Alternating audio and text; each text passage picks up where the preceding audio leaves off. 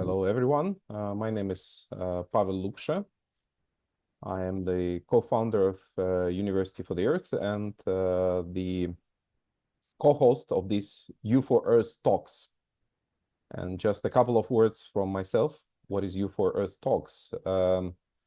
So we commit ourselves with my colleagues to creating conditions to rebuilding of economy from a degenerative economy that it is right now dominating our societies to economy that can be operable, can serve to the needs of humans, catering to our basic needs of food, water, safety, and at the same time be in service of our communities, be in service of all nature and all life, which is known as regenerative economy. And regenerative economy, there are many beautiful cases already in the world, but it's still in the nascent state. It's still not a mainstream.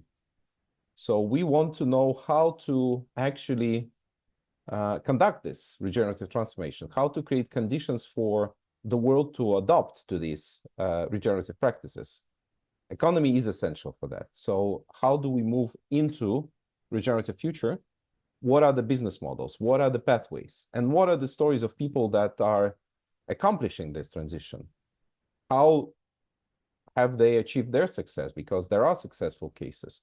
So we want to learn together. This is a learning space. And we'll have our first guest today. But before transiting to our guest, I would like to invite my co-host, Kriton, to say also a few words about the series. Thank you, Pavel. So what made us start U4Earth and start this series is the very fact that we get bombarded by so many negative news. Recently, the EU started discussing about wolf culling and culling, and Sweden also, and Switzerland discusses even started culling the golden eagles, and at the midst of this ecological crisis.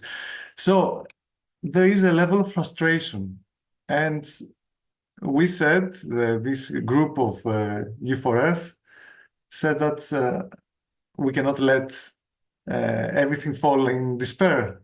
And there are so many beautiful ideas out there, so many great projects out there, so huge successes out there, that we need to make this the new paradigm, that we need to share this knowledge with everyone, share the experience, and make the new come true. So that's why we also invited Geert van der Veer as our first guest. I won't say much about Geert's work. I will say my feeling, why I wanted so much Geert to be part of this project from the first moment. When I visited Herenboeren, I understood that this is a unique project, not because it is doing community-based agriculture, farming, which they do it great. They're huge in Netherlands, and they're a case to be followed globally. But because they managed to do it in an integrated way. If I can share my experience, they are practically perfect in all aspects, in creating new financial instruments, in engaging the community, in expanding, in having a holistic approach, having a moral approach, an environmental approach. So with no further ado, Geert, the floor is to you. Wow, thank you for that introduction, how to manage the expectations right now that has been set. So thank you for that. I will try to do that. Very grateful for all of you to be here, and very grateful that I can be here, and the invitation you gave me, Pavel and Kriton, very much thank you for that. I think the word about a new economy and new models should be spread all over the world, and I think every platform is an opportunity to do that. And I think what the University for Earth tried to do is really a match with what we want to do. So very honored to be the first guest in this series. What I want to do with all of you, I'd like to tell my story about the Herenboeren. I will start sharing some practicalities. So how does it work? What is the concept? And I think it's also nice to talk about the journey towards that concept, because that explains a lot of principles behind the concept. And I think it's also it also clarifies a little bit, I think, why we are successful as we are today. So I think it's nice to do that. I will give the pitch, and I think when questions are there, it's up to you, Pavel and Kritten, to do some moderation. But I really prefer a dialogue, because I think that will make it a more lively meeting at this moment. But let me tell you first, what is the Herenboeren farm? And forget the name Herenboeren, it's something Dutch. But maybe when I refer to it in English, it's often done like it is a cooperative farm, or it is a cooperative owned farm. It is maybe you could refer to it as a family farm.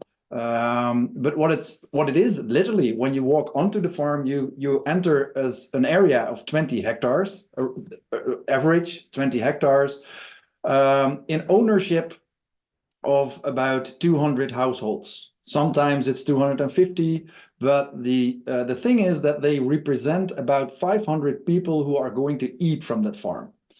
And these people who are going to eat from the farm, they are the members of the cooperation together with the farmer, and the farmer is employed by us. I will explain who we are and what we do. But the labor he gives is on the local farm. So actually, they hire the farmer from us. I will tell you something more from that. And the farmer will produce the food for the families. So it's not a farm that is working for an open market. It is there is a cap on the members, because there is a certain amount of food, and that amount of food is exactly the amount of food needed to feed 500 people, at least for 60-70% of their needs, which is something different than what we wish to eat. But what we provide people with is 60-70% of their needs. And you have to think about vegetables, eggs, potatoes, onions, all the regular stuff, actually, but in a small scale farm, in a mixed setup. So we have cows and pigs and chickens, together with 45 different vegetables. We have also fruit. And here in the Netherlands, it's more common to have apples, pears, and prunes, for example, but also little berries and other stuff that comes in summer. And we wanted that farm to be as circular as possible. So we have this mission, and I do not know yet how to do it technically correct, but we have the mission of no inputs.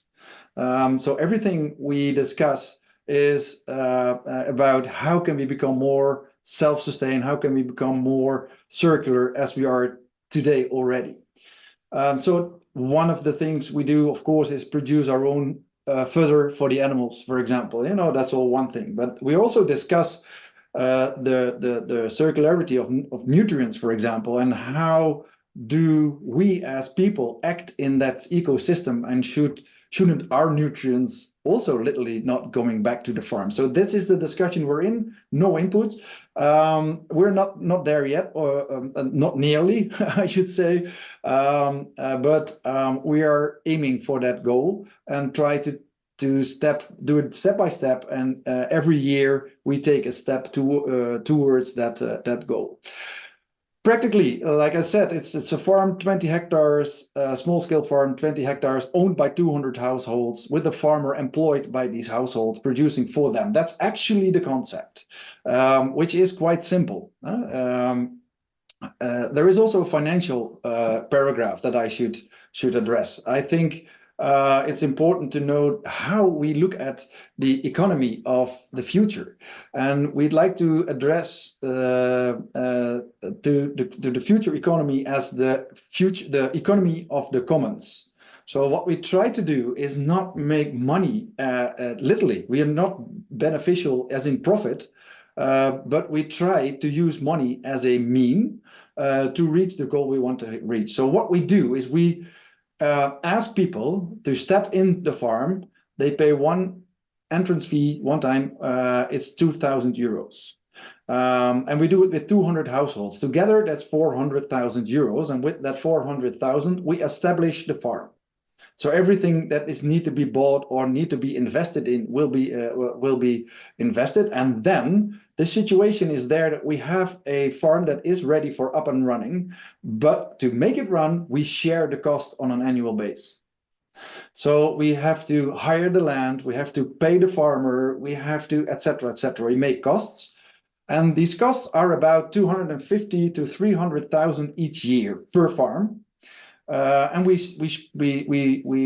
share that with all the members of the farm. So it's a cost sharing model. And by doing that, there is no discussion of open market. There is no discussion of offer and demand. That's there, of course, but you take the we designed the contribution literally as a contribution. So in December we have this gathering of all the members discussing how the farm could be better or evaluate to another the next step. That brings a certain amount of cost. It also has to bring, of course, the food we're aiming for, and that all that costs are calculated and budgeted, and afterwards we spread it over the 500 people to be exact. So, and when we do that, at least for the Netherlands, we can see that the amount of money that people have to pay per person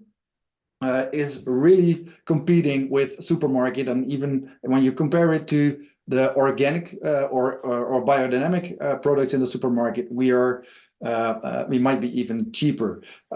So it's also when you think different about the economy or the whole chain of farming towards the consumer, like via distribution models and supermarkets, the whole chain.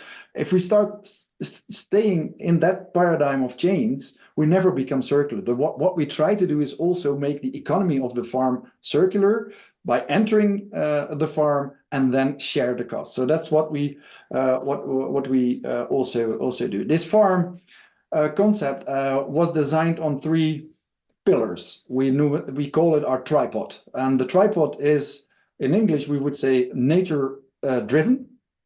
It's socially connected, and it's economically embedded. That's the tripod we have. And if you, for the good listener, you can hear people, profit, and planet in this tripod, of course, but we make it more active. Like nature driven says something about how we look at nature. Nature can tell us a lot about how we can produce and how the processes in nature are also going, and what can we learn from what nature tells us while we're producing food.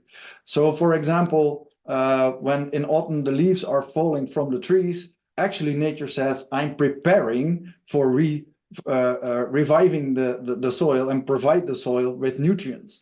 So in the Netherlands, at least, we are not able in agriculture world to put some nutrients on the field only in spring, so how does it come that we think of nutrients in spring when nature tells us that nutrients are put on the soil in autumn? So that kind of maybe real easy thinking, but it's not easy to do it in the farm system. But that's what we want to do, listen to nature. So there is something with the light here. But there is also this idea of making the farm more and more complex. And that's a crazy thing to say because we want to have easy run farms, of course.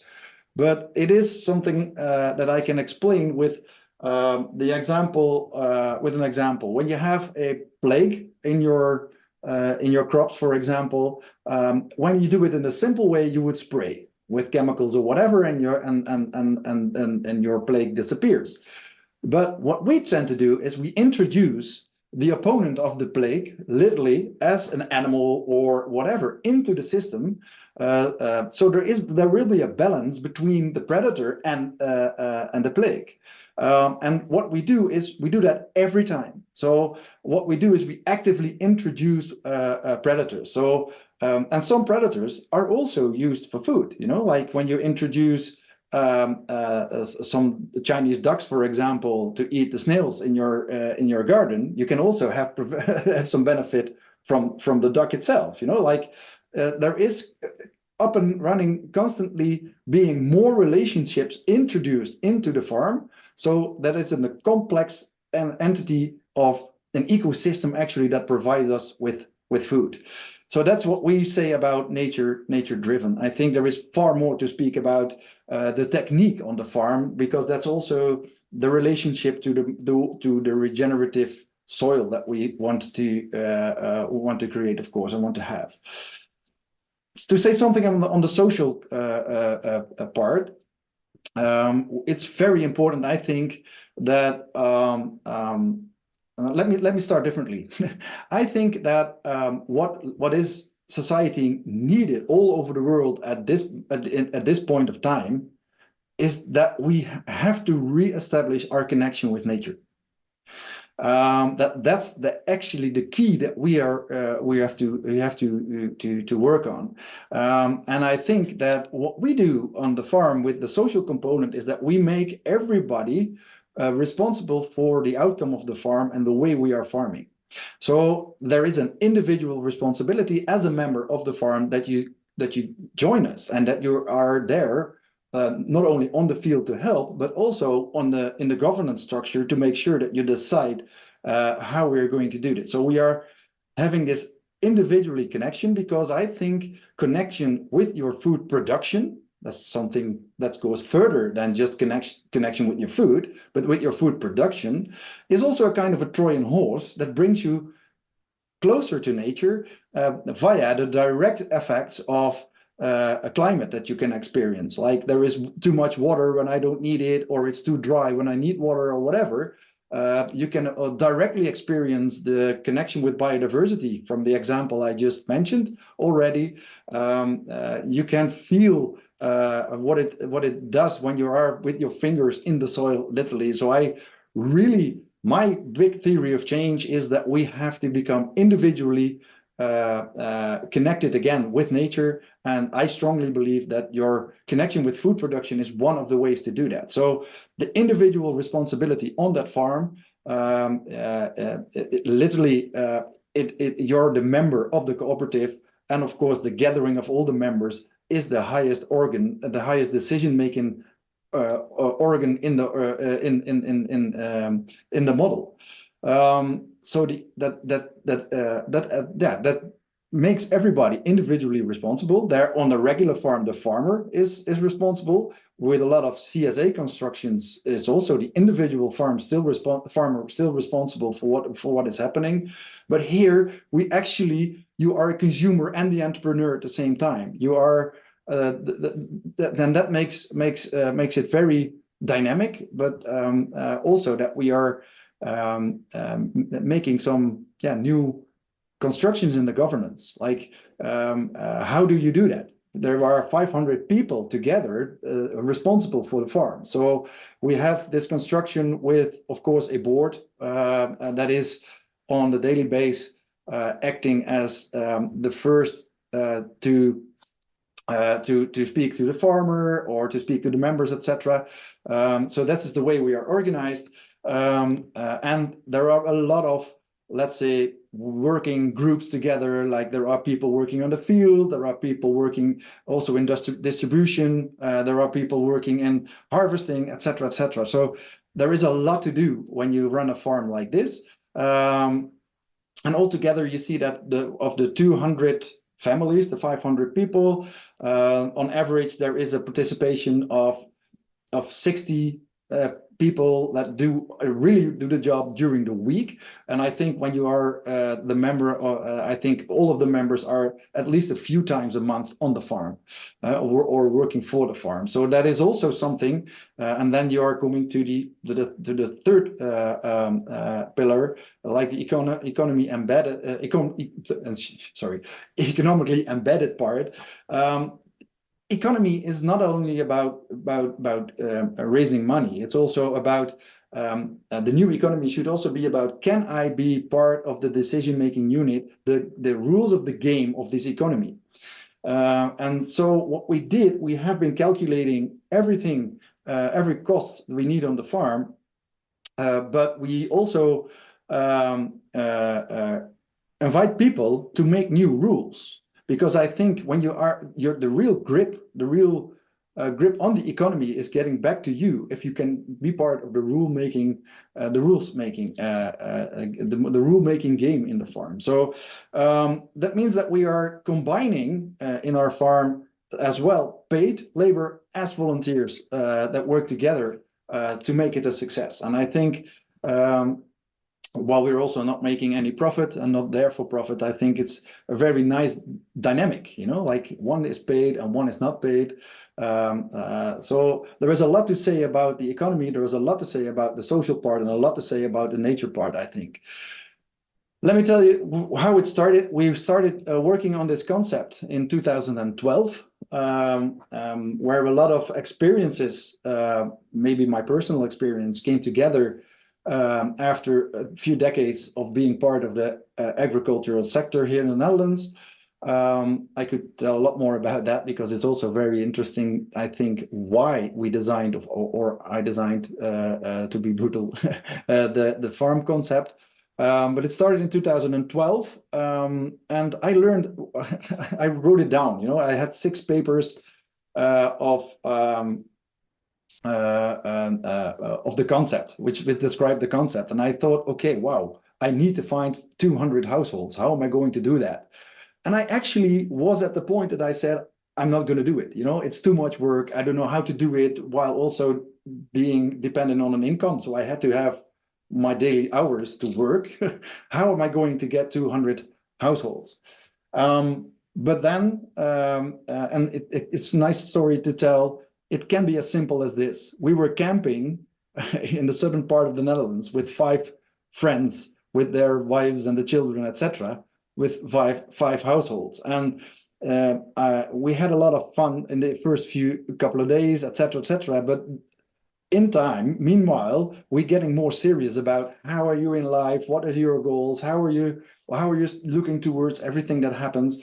And my friend, he said, let's play this game of everybody says, well, what is the main idea you're running around with at this moment? And none of them was from agricultural sector, and I was the third to speak in the row of 12 grown-ups, and I was thinking, okay, whoa, I have been something worked out on six pieces of paper. Shall I tell my friends about it? And I was doubting it, and then I was the one who has to speak, and I said, okay, I have this farm concept. And then the whole conversation, the whole night, was only about the farm concept, and not only on the farm concept, but also in the why. Why do you design it? What is happening at this moment in the chain of food and food production? So that was a very intense experience, that there are people so interested in the food, in how the food is produced, where it comes from, and how less they really know about the way it's done right now in the regular chain. So this is how it started. So if you want to change the world, start talking to your friends. That is actually the message that came out of that. And they said, okay, if you can guarantee more or less that your concept is going to work, we will try to find with you the 200 households. And this is how it started, just by talking about a great idea. And this is also why I think the University for Earth is a great idea, because there are a lot of people walking around with great ideas. So you have to have this platform of other people to listen to you, so you can work together. And what we did was nothing more than we were standing out in our community, having this flyer that we gave people on the streets, and the actually sentence we spoke out was, "Did you know that you are a farmer?" And here you have the invitation for an information night here at the Central Cafe. So this is what we did, and this is how it started. That was all 2012. And in 2015, we were able to establish the first farm. The first farm, because right now, as we speak, we are about 10 years later right now that the organization was founded. We have 22 farms up and running in the Netherlands, with the participation of 10,000 households at the moment. So there are 10,000 members of Herenboeren in the Netherlands.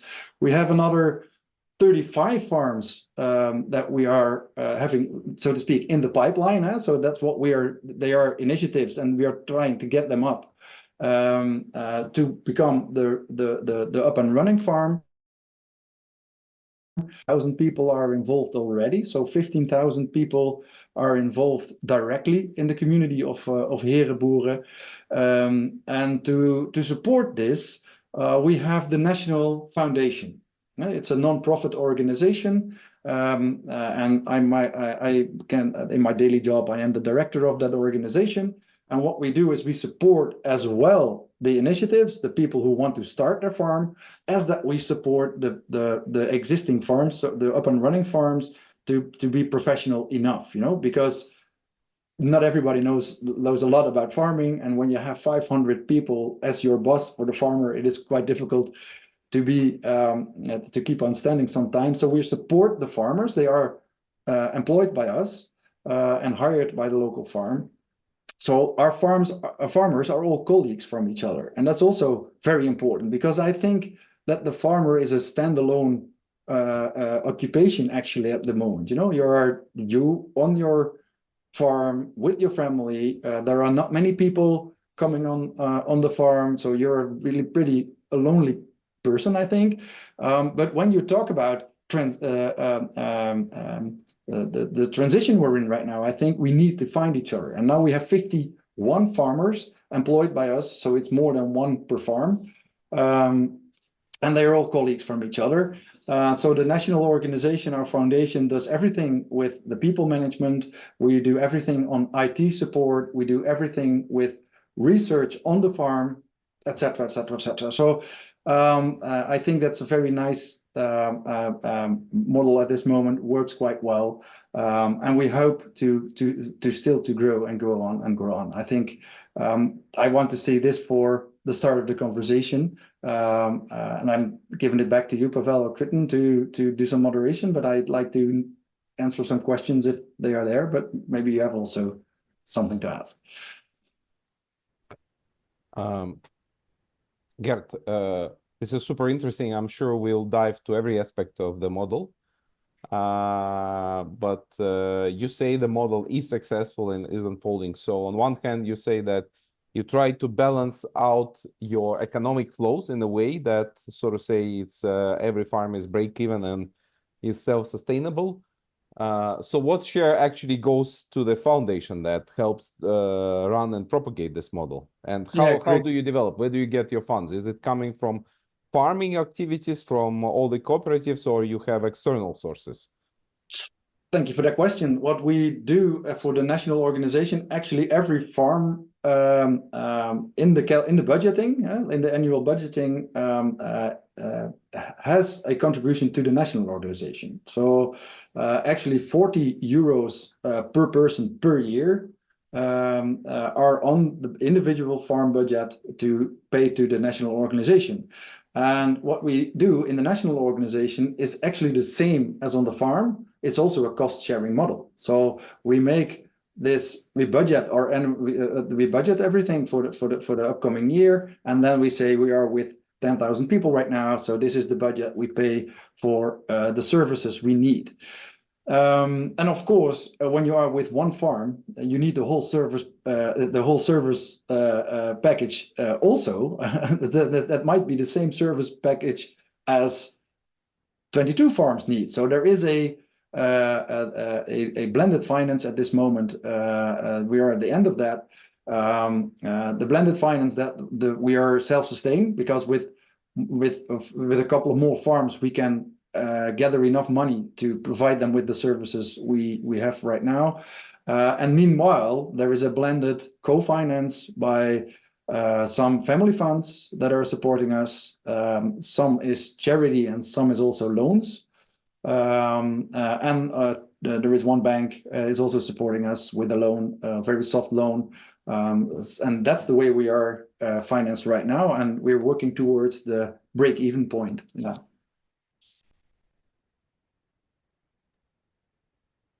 So I have one basic question. I have actually 1,000 questions, but I will start with the one basic question. There are quite a few people watching us right now that they found what you've been doing a great idea to copy. And let's say there are people in Greece that they're very interested in understanding how they can start the same in Greece or everyone in its relative country. Yeah. So what would you say to a group of people that will come to you and say, Geert, what are the first steps we have to take in order to start to replicate or to start something similar to your initiative? Exactly. I think the last sentence you speak out right now is very important. Do we replicate or do we something similar? Because replication has everything to do with the circumstances in the country. You know, like we are a very dense country in the Netherlands. We have a lot of people nearby, around the corner. Wherever you are in the Netherlands, there is always a city or a community somewhere nearby. So it's not always the same in the situation. This replication, I think, it's not the good idea. I think what we should do is try to support people, and that is what we do already in other countries. Like we are, of course, in our neighbor country, Belgium. We are in Ireland at this moment. We're trying to support a group in France as well. What we try to do is to share our experiences, like what did work, what did not work, etc. But the technical design of the farm, that is something people really have to do in their own country because the circumstances are not the same as in the Netherlands. But I think it's very important to share our experiences, to share the principles behind the concept, etc., etc. So we have a package in English at this moment that we could share with people who want to start. And I'd like to stress one thing because maybe I see too many people starting from only the ideal, you know, like this is what I want to do, but don't forget to talk about money. You know, like money is the mean that can do this, not the goal, but is the mean that can do it. And the only thing I should say is if you want to take a first step, don't forget to talk about money because that's something we do a lot. And economy does matter, you know, it's just the way how you arrange it around yourself. But I should say there is a package in English, just talking about principles, etc. And then there is a local translation to the local situation, how to design the farm, I think. Yeah. So gather up and just start. Maybe is that what I'm saying? Geert, can you also share maybe the link? I know that you also have a movie that Yep. talks about the farm model. And is there an open source link to the package that you are describing? It's not open source yet. I think that could be a first nice step. I think maybe we could do at the university to make it open source. I can provide people with some text and documents. They could send you or me an email, I think, and then we could start sharing what we have already. But yeah, maybe when we can find it in an open source way, to me it's okay, more than okay. Let's look at that. And in the chat, I did put the video. It is in Dutch, but subtitled in English. Wonderful. I think there will be a lot to learn also from the video because it actually shows how the farms operate. True. Yeah, when I was listening to you, I thought that this project is certainly not just regenerative economy. It is also regenerative society in many regards. you stressed one element, which is restoring the connection with nature. But I feel there is another component, is actually restoring what we can call deep democracy, the principles of collective governance that I think in many societies around the world, we see how power is gradually taken away from people by large bureaucratic structures. And what you do is the opposite of that. You bring the power back to people for collective decision making. And when you spoke about 40 euros going to the central organization, it started to feel to me almost like a political party. Yeah. But Yeah. what I wanted to ask is, can you describe a little bit more how, well, maybe on two levels. So one level is the individual level of the farm. What actually happens there when decision making is happening? How do people, because for 500 people to find consensus around what quantity of which vegetables to grow, it's a huge process. So I guess there is a special procedure. So that's one part of the question. And the second part, okay, I'll put it up front, but feel free to answer it later. How do you collectively decide about the whole system? Like, do you actually participate with the community? Do you listen to them? Are you co-creating with each other? How does that part work? So, but let's start with the individual practical part on the farm. The practical part on the farm. Yeah. Well, the farm itself is actually constantly in connection with the members. So it's not the consumer coming towards the farm and picking up the harvest. No, they are constantly communicating with each other, as in real life, like people are there and meeting each other. But there is also an ICT tool that we have been developing with an own platform that members can find each other, ask each other things, etc., etc. The decision-making process is when I would stay to the should stay to the headlines. It is a two-step process. It's actually a gathering in winter period, and there is a gathering in spring period. And the gathering in winter period is looking forward to the next season. Like there is the two very important inputs in that gathering. The first one is the budgeting, of course. So with the board members of the cooperative, there is this budgeting process happening. And input for the budgeting process is a questionnaire. So what do you want to eat? Was there enough of this? Could we do something better? So there is a questionnaire which is individually filled out and will come together in a plan for the next year. And that plan is in concept, not in the definite in its epic version, I think, but in concept brought to the gathering. So everybody can read about the content of next year. What are we going to do? And how did the questionnaire result into a collective plan? And that collective plan has been so it has been calculated on cost, etc. So and therefore you can say, if we want this plan, this is going to be the contribution. So that is the main decision that has to be taken in the gathering in winter period, like looking forward. So I think it's around this period that most farms will send out their questionnaire and gather the inputs needed for the plan for next year. And what I think is very important is that the farmer is actually in the lead for the plan, for the content of the plan, not necessarily for the money part, but for the financial part, but for the because it's his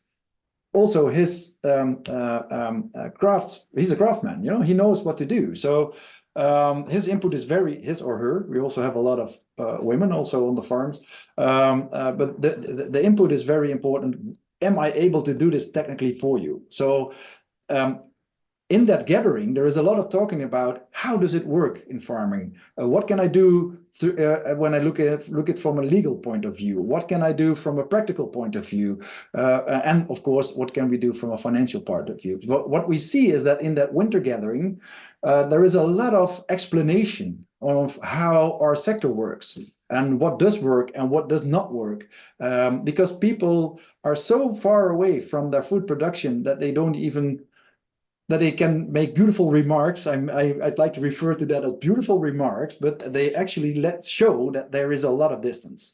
So we are actually having this education part in that gathering as well. Like, okay, this is how it works, you know. So that's the main part in that gathering. And there is another topic is about, and what are we going to do to become more sustainable? And so what are we going to do to have a more sustainable farm next year? What's the next step towards input zero? Because that's what we are working towards. So that's actually the planning and the budgeting for next year. And that makes it also logical that in the gathering in spring, we are looking back on the season. So then there is the financial figures are there, but also figures about how did we produce, what did we produce, how many was it, did we had enough? We're looking backwards actually, and we're also looking backwards on the promise we made for the step for sustainability. Like, did we succeed in the plan we had to become more sustainable? So I think is looking backwards and looking forwards in that process. And meanwhile, on the day-to-day basis, a lot of members are involved in groups that works on different topics. Like, there is the group on the field, and they deliver their experiences as an input to the board, and the board lays all the experience back into the whole community. And that's on the way we produce in the field, but also the board itself, for example, does that because they also have experience as becoming a board member. Maybe you have never, I think most of them have never run a farm and have never been a board member of a farm and be supportive to a community of 500 people. So what we see is that on the daily basis in these working groups where people are working on certain topics, like I said already, logistics, harvesting, but also the ICT project, everything that is behind all this, but also the social aspects, like how can we entertain people more on the farm? Like, it's very important to have our children on the farm. That's one of our statements. So there is on every farm there is a working group working towards kids. Like, how can we involve them with the work, but also educate them about how their food is growing? And we have school classes, etc. So there is also working groups working on that, etc., etc. And all these experiences are being put back, giving back to the board, and the board is giving them back to the community. So again, there is two main steps every year in the gatherings, and there is a lot of work and decision-making work actually been done during the year on a day-to-day basis. The second question you ask actually is exactly the same. So we have the national organization is a foundation, and you could say that's not so democratic. You know, every foundation has a board, and the board can do what it thinks is a good thing to do. So what we did is we created the foundation as a supporting unit, supportive towards the initiatives wanted to become a farm and the up and running farm. So it's a supportive unit. And next to that unit, there is the gathering of the farms, you know. It's also in a legal structure. Yeah? So there is a legal structure which is the gathering of the farms, and they are having a actually it's the decision making in that legal structure is that if there is something to decide, every farm first itself goes back to the members to make the decision on the local level, and then we are making decisions on the national level. And these two entities, they are supported by a upcoming, we're not there yet, but we are calling it the board of the movement. Like there is something as practical, like supportive and making decisions, but there is also how does our movement has to evolve? Like, is the concept still the right one? Do we have still the right principles? Did it work or whatever? So there is an asked and an unasked advice function in that central board that we are creating right now, because we encountered that we had a lack of that.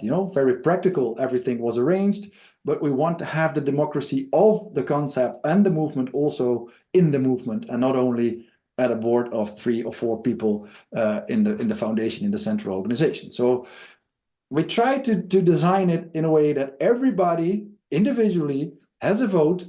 Maybe it is first going via your own board, but you have a vote in the development of the total movement of Herenboeren. Heard another question, and we will also like to invite people that have questions to start preparing, because we will open the floor also to other participants in the Zoom to ask questions to Geert. Geert, has there been spillover effects in Netherlands outside of Herenboeren? Or did finally everyone that wanted to mimic Herenboeren actually entered the movement of Herenboeren? This is one question.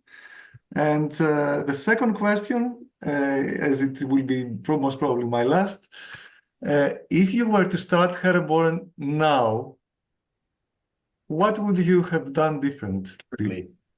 2 beautiful questions. Thank you for that. And your first question, if I understood well, is did there changed anything in the Netherlands beside of just the farm concept? That's what you said. And is that correct, Ridden? Like, did it change anything in the Netherlands beside just having success so that Herenboeren is growing? But did it create other parallel non-profits or parallel agricultural activities or policy change or what else did it create?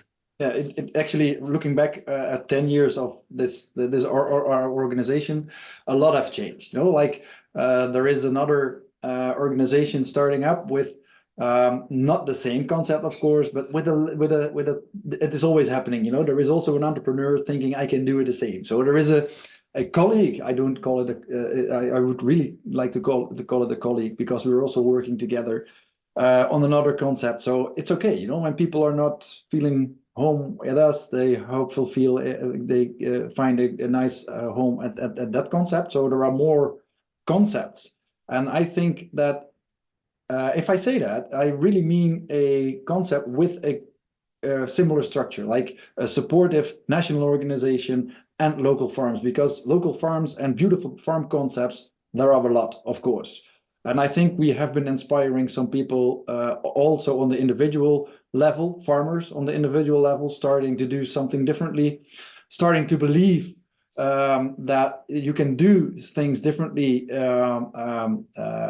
in connection with the people who eat from your farm, for example. So short chain concepts are coming up more and more, not only because we are there, but I think everything lifts each other up at this moment. So that's where we are right now. And yes, talking about legal, I think we did a very important thing. As you all might know, I think in the Netherlands there are a lot of animals, and a lot of them are pigs, and the pigs are held in stables without any daylight, so they are not coming outside, etc. So our legislation in the Netherlands was purely built on the pig as a stable animal. Like its housing is in a stable, so we make everything, all the regulations, all the rules are with the focus of animals inside. So when we said we want to also be as friendly and kindly for the animals as possible, we want to keep them outside. Actually, there was no legislation, and actually we were not able to do it. And because of the idea that if we do not have any rules, you're not able to do it. Instead of if we do not have any rules, go ahead and we make some rules, we could not have our pigs outside. And we have had this really long process together with the Ministry of Agriculture, together with our provinces, and also people from communities where we wanted to have pigs outside. We had this long process, and in the end, even in Europe, we had to change a little article somewhere deep in some legislation, and now we are able to do that. So I think it's one thing that we did in the last 10 years, but take into consideration that it took at least 5 years to get there, just for one thing to change in legislation. So there is a lot to do if we want to make farming more sustainable. So what we did, we created a list of all the things we are encountering, like, okay, we cannot do that. And this is also a problem at this moment. So we have, I believe, 119 pages, not with nice written out storylines, but with copy-paste articles from legislation that is not helping us in sustaining agriculture on the European level, on the national level, and sometimes on the local level, and on concept level. Sometimes it has to do with the regulations about organic farming, for example. So it's all that levels. We have 119 pages, I believe that. So that's something we're facing. So what we are trying to do and trying to put out constantly to the national government and the ministry is like, be aware of this, and please start making a vision on how you would like our food system to be, what the role of the farmer is, what the role of us as people is, and start making legislation that stimulates us towards that. And that is something really different than what is happening right now. We have regulation that is supporting actually the current system. So the fact that we are at the ministry talking to the minister, I've been in soundboards of the last 3 ministers personally. So we had, because of the impact, not because we are big, actually 20 hectares, 22 farms, it's just a little bit more than 400 hectares. We're not big, but we make a lot of impact, I think. So we have been seen. So we are really participating in the discussion on how agricultural should look like in future. So it's a nice thing. And one other thing I'd like to mention on your question, Kritten, is that there are a lot of members who have changed. They came in, and there is this beautiful story of one of the biggest, of the first highest people, ranking people in, I believe it was L'Oreal, like the shampoos, etc. And he was working here in the Netherlands, and he became a member of the Herenboeren farm, and now he came to me last week or 2 weeks ago, and he said, Geert, I gave up my job. I was selling masks, like beauty products, and it's everything with the outside, but we need to do something at the inside. I want to be a better person, and I want to have a job that is more meaningful. So don't ask me where he works right now. I might forget that. But the fact that he said, I've changed my job because of the fact that I was connected to this concept and to the, like I said, I think be connected with your food production changes your life, and your vision on what to do is also something that is an effect of us, that we are being there. So that's a great thing. The other question, Kritten, what would you do differently? That was the last one. Yeah, if you were to start now, what would you have done differently compared to what you did at the start 10 years ago? I would say there was one thing that I could really point out to that question is, I think that the journey is more important than the goal itself. And in the beginning, I thought I have to be the wise guy that knows everything, that has every answers, that knows where we're going, that this is the farm concept that is going to work, because I was really convinced that I had to convince other people to invest 2,000 euros in the farm. They expect something from the money, and I need to be the one that knows everything. And actually, I end up being a guide during the journey. You know, that's nothing more, nothing less. You know, I do not know where we are going. I do not know where we will end. I just know that if you follow your heart and be straight and honest on what you do know and what you don't know, and be honest on the principles and your goal. And I would like to repeat again, I think we have lost connection with nature. That I will be, if I should start over, I would directly be the steward of the journey and not the leader who knows where to go. And that took me a while before I encountered that wisdom. But yeah. All right, let me invite other participants who are patiently listening to this. If you have any questions, please raise your hand and we'll invite you to share your question. I have a ton of other questions, but I want to give opportunity to anyone who wants to ask something.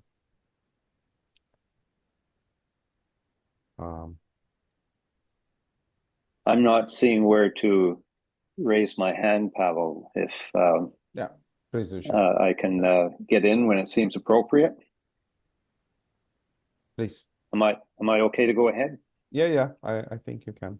So, Geert, just a great story. It's what you're doing is fantastic. It is inspirational, and other comments that have been made here are really reassuring for me as well. I'm just a person who tries to connect up people who might work well together. So build the collaborations as much as I can. And I'm focused primarily on the transformation of education, which is what the Learning Planet and UNESCO are trying to drive to some degree right now, or at least they're leaders in that. And one thing that I really like that the Learning Planet is doing is how it's trying to engage youth. And just going back more to Pavel's early remarks, not so much about the farming, but there was a 16-year-old Australian young lady speaking at a recent conference, and she was fantastic. I still don't understand how somebody 16 years old can be so articulate and on the point. She was zeroing in a bit on the cowboy economy versus the astronaut economy. I don't know if you're familiar with that terminology or that analogy, but she was very clear about that and a good proponent of it. She wants to see us not being an economy of growth, but of sustainability. And so I'd like to maybe link her up with you, because the Learning Planet Institute has this youth design challenge that it does, and I think she could contribute something really meaningful there. Another thing I want to bring up is there's a film that's been done called School Circles, and it's about 5 or 6 democratic schools in the Netherlands that try to apply a lot of sociocracy. So when we talk about decision making and that's there's some nice things to pursue there, but also the work that's being done now, and Learning Planet Institute is certainly instrumental in this, on local learning ecosystems. In order for us to really move in that direction, and when we think about the transformation of education, the possibility that these types of schools in the Netherlands, and with you being in the Netherlands, maybe there's something that would be worth following up on there, but these are schools that are democratically run. The students are making decisions. The freedom they have compared to a general public school is immense. They could be really breaking ground on how to have our schools more these local learning ecosystems that actually put the kids on the land again and connect them with nature, and we become learning communities. And so I wanted to put that out. I can put some links in the chat, one to the young lady's talk, because we really need to engage youth as much as we can in the movement. And then there's a film, a Two Loops model video. Has that, or the Two Loops model, has that come to your attention at all? Yet? No, not yet. It's a 15-minute, I see it as a 15-minute summary of everything that Thomas Kuhn had to say about paradigm shifts, 15 minutes plus more. And what the thing that really stood out for me there is that they talk about the establishing of a community of culture, a community of practice, as being a very important stage in a paradigm shift. And that community of practice is where people stop working so much in isolation and really start to come together around something common. And the something common that we've identified is human rights. That human rights is essentially the substance of democracy. And the more that we can evolve our human rights, the more we strengthen our democracies. The group that I'm most involved with right now, or the people that I'm most involved with right now, are striving to, in their words, pull education into alignment with the evolution of human rights. So they recognize that human rights are still pretty much at a beginning stage of being evolved. And so getting them aligned, and so education is just part of what we're talking about here, and the bigger picture is all of the other things about the farming, the economy, and so on, and how we bring it all together. So I'll put in a link to that Two Loops video and the idea of the community of practice as well. Mm-hmm. Thanks for letting me take up so much time. No, please. It's very beautiful what everything you said, and I think, but that is also something towards Pavel and Kritten as the initiative takers of the university. I think there is so much going on already towards the right direction, that there is a need of places where we can share everything and we connect the dots, because I think that's very beautiful what you do. You try to connect some dots, even in my own country. So it's very, very helpful. I thank you for everything you brought in, and I'm looking forward to follow the links you were going to share. Thank you. I can see Angela holding hand. Thank you very much, Richard, for your question and your commentary. Angela, if you can come in, unmute yourself.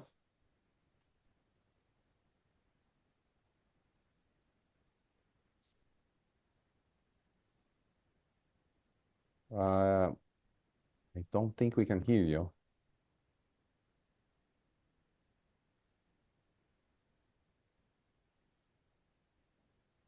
There is no sound, I think. Do you think you can try without earphones, or is that possible? In case there is a difficulty, you can write your question, and we'll ask Geert to answer it. I don't think there is a sound, unfortunately.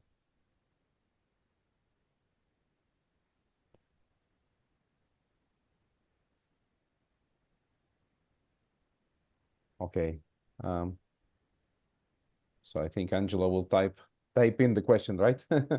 Thank you. If anyone else has their questions,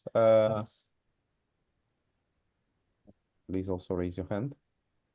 I can use the time that Angela tries to write the question, so to ask a very quick one. Yeah. I remember from the presentation heard when I visited Herenboeren with Pavel that you actually you're not actually using the existing financial instruments, but somehow you have gained the respect. You have such a leverage that banks create special type of financial instruments for you guys only, of the Herenboeren. Is this correct? Like, and if you can explain why is this happening? Okay, it's partly is correct, you know, because we have been working with banks, that I think the three main banks in the Netherlands for a couple of years right now, and the fact is that there is two pillars underneath the bank, you know, the financial structuring of money and the policy making on how to work with that money. You know, that is what they do, and we have been talking a lot with the policymakers. Like we would like to have products like that we would, etc., etc. And we have been working with them for over a year, maybe a year and a half. And at the end of the story, when it came up to the financial part, they blamed the systems that they could not introduce what we wanted to. You know, like there is the system of every box that has to be ticked if you have to make a decision when you spread loans or do something with insurance or whatever.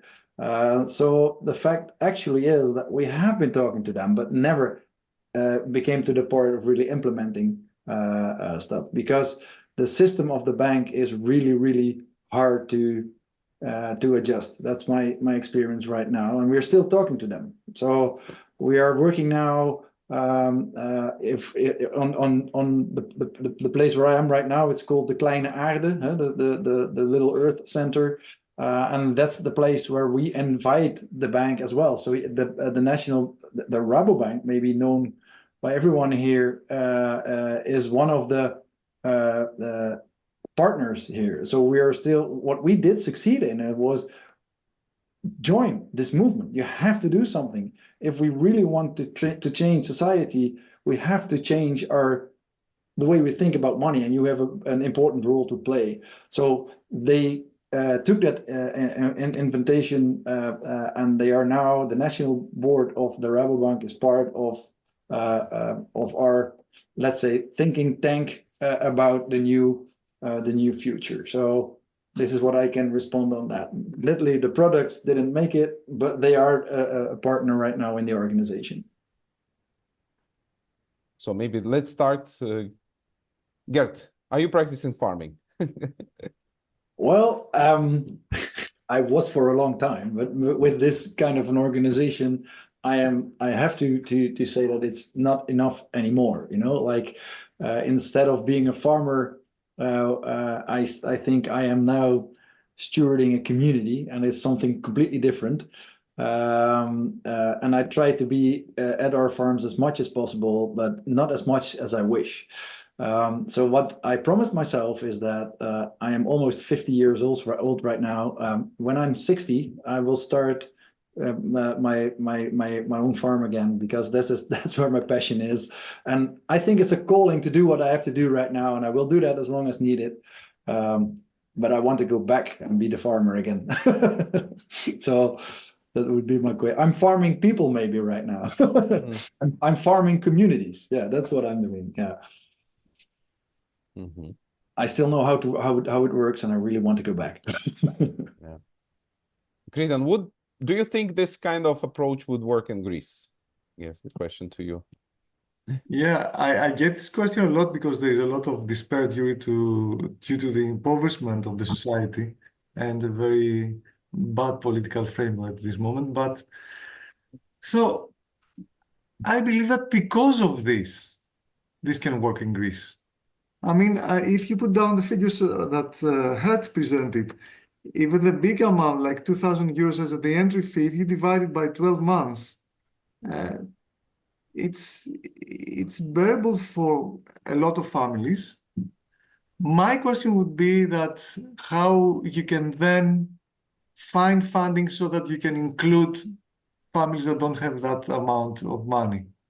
So I would take a step further, at least in the case of Greece, because of the huge impoverishment of the last more than 10 years, and take a step towards that direction. But I believe that what Geert described as 250 euros per year, actually, for the payment of the costs, if you divide that by the 12 months, and if you compare it to market to supermarket prices, even if it was 250 per month, for many for some cases it would be competitive, but even at this low range, it's for sure it's worth it for many households. To be correct, if I may, Kristen, what I said is 250,000 each year for the whole farm, and it's spread over 500 people. So that's the calculation you should do. So that's about 500 each year. It's still, I think that divided by 12, exactly. That's it's like 40 euros per month. It's much less than what people pay to buy the same products in the supermarkets. But remember, we do not have the Coca-Cola and the chips and everything else. This is only the fresh part of it. But yes, the calculations are correct. Yeah. Yeah, it is a choice. I mean, if you want the Coca-Cola and the chips, you might not want to make community farming.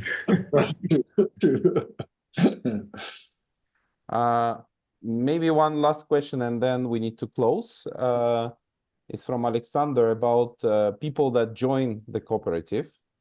Does it assume that it's actually for very local communities? Because what you describe is that they seem to be living very close to the land that they connect with. So is it the case? Like, do all those who join live near the farm?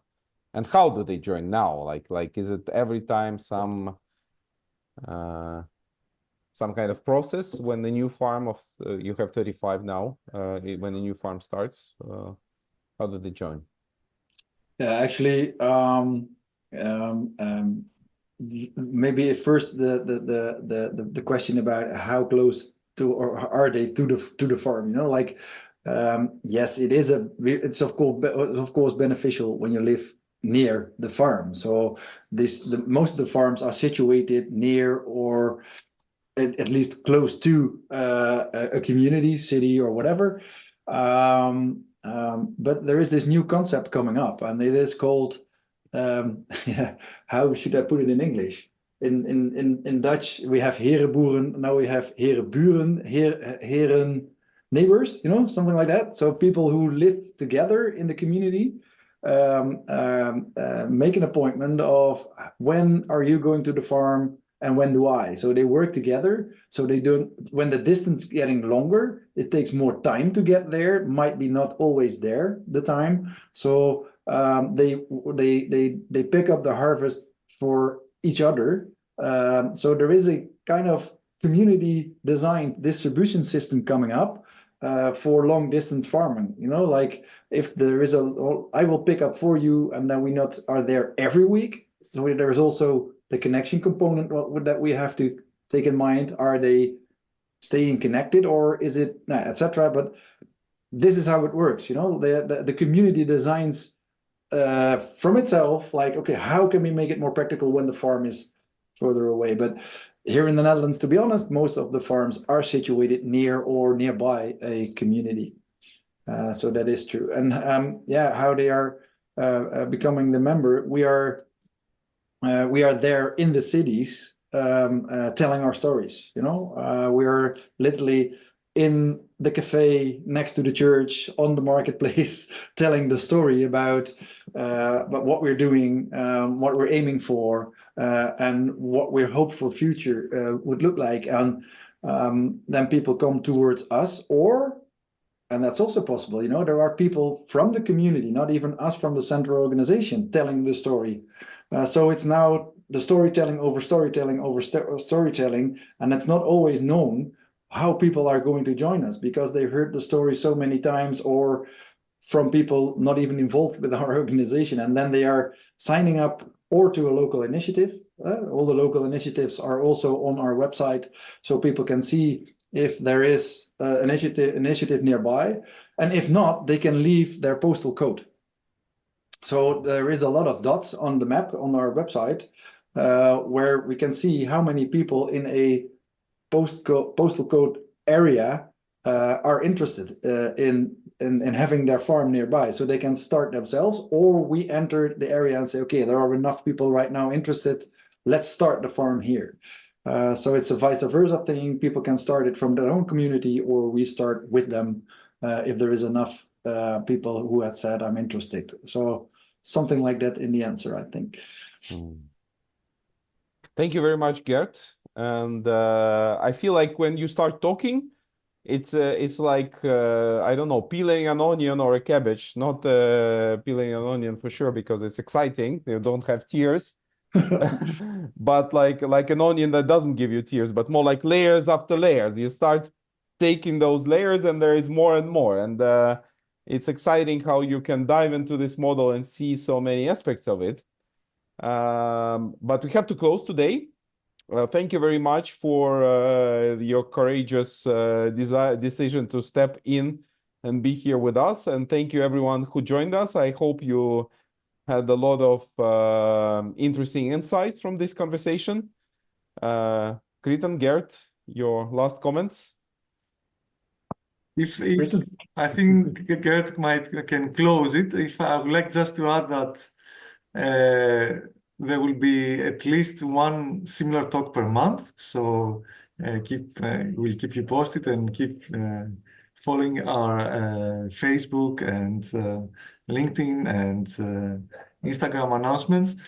And also just to make an announcement that we are planning a big Regeneration Doers Summit this February, where a lot of people like Heert will be gathered in panels to go through what's happening in each sector of regeneration, in agriculture, in textiles, and many other sectors, with funding, with many other issues, very important issues that we need to learn from or resolve in order that we mainstream regeneration everywhere by 2050, which is we feel it is our existential threshold. Gert?